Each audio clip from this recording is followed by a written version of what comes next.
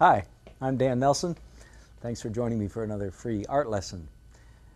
Having covered in previous sessions different parts of the face and how the face holds together, it's time to do the nose. The nose is challenging, not nearly as challenging as the eye, but it's especially challenging for children because being used to drawing things in simple outline form, there's nothing to draw. If you view the nose from the front, now from the side, of course, there's very prominent the profile. But how do you draw a nose from the front? Let me just give you for the third grader in your house or inside you, a very simple trick for drawing a nose from the front. Begin by drawing what I'll call a large curve, like that. At each end, add a small, tiny little curve, and then outside that, add two medium curves. And that will do for a nose from the front. That's just pretty simple. And again, I should add that this is very decidedly, well, fairly decidedly a Caucasian nose. If it were an African nose, typically the nostrils would be wider and flared more toward the front. But we'll let it go at that for now. Let's talk about the structure of the nose a little bit more. Viewed from the front, again, the reason there's not much to draw is because there's no sharp line demarcating the sides of the nose when viewed from the front. In fact, most of the time when I'm doing a fairly easy, sketchy drawing, I will not include a line like this at all. If it's kind of drawing that has shading in it, then of course you can indicate the presence of that line by shading. But most of the time I don't. It's kind of what I would call the Dick Tracy look, with that sharp ridge down the front.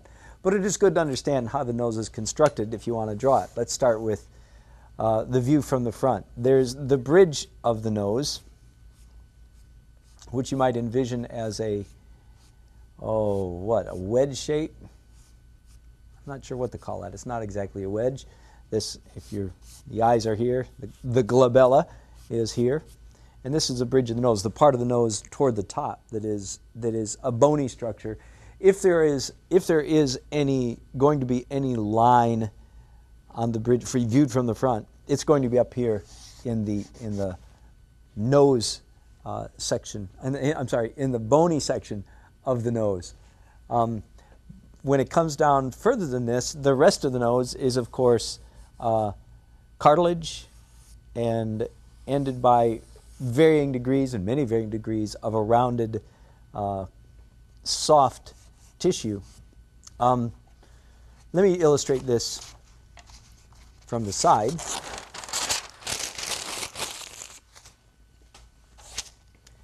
The arch of the nose, which can have several different shapes and sizes.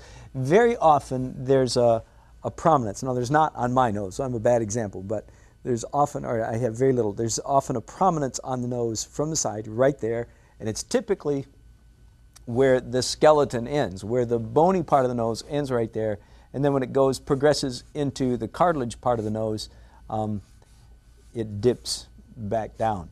So from the side, a nose can look something like this. Here's a general rule. The difference between men and women, it sounds so funny, it almost sounds sexist, but it's literally true if you want to be an artist. If you're drawing a face in profile, for instance, if that is a man, do you know how to turn it into a woman? Simply come here and smooth out all the angles, and it's now a woman. Women are softer than men. Go figure. Like I said, it sounds sexist, but if you want to be an artist, it's literally true. So simply smooth out all those curves, and it's now a woman. So this is, I would say, a more typically a man's nose. A woman's nose is softer than that. The angles are smoothed out somewhat. Let me see. How else to view a nose? Just, of course, drawing one in profile or drawing one head-on is one issue. Most of the time, you're going to want to be able to draw a nose that's at a 3/4 angle. So again, you're going to have to be able to visualize in three-dimensional space. It doesn't do much good to just be able to draw it from the side or just from the front. You need to be able to see it in 3 dimensions. So here again, if you can visualize this bony part of the nose as that ridge, and then it expands out into a circle with a wedge shape. Now this is a wedge shape on each side of the nostril. Let me draw that again from the front. The bony part at the top, softening out into a bulbous end. Some of us are more bulbous than others, of course, and then with a wedge on either side of that. Any variation of this will do for getting close to nose. After that, it's up to you to look carefully at the person you're drawing and copy their nose. That's it. Hope to see you again. Thanks. Bye.